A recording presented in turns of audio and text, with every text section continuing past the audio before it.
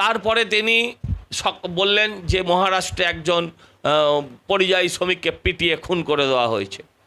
বিকেলে তৃণমূলের অনেক যারা স্পোক্স পারসন টিভিতে না জেনে বলে দিল কুচি কুচি কুচি কুচি করে কেটেছে।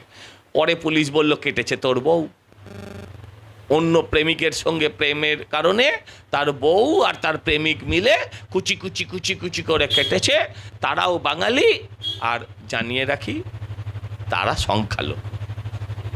এই তো হচ্ছে অবস্থা। মমতা ব্যানার্জি একটা তার এক্স হ্যান্ডেলে দেখালেন একটা ভিডিও, একটা বাচ্চাকে নাকি মেরেছে তার কানের ভেতর দিকে, কানের ওপরে কোনো চোট নেই, কানের কোথাও চোট নেই, দেখাচ্ছে এই দেখো তার, বলছে এই দেখো মাথা ফাটিয়ে দিয়েছে বলে মাথা দেখাচ্ছে, মাথায় কোনো চোট নেই।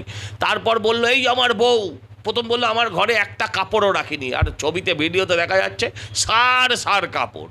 তারপর বসিয়ে বলল এই দেখো আমার বউয়ের এগালে মেরেছে, একবার এগাল একবার ওগাল করলো, বউ হাসছে।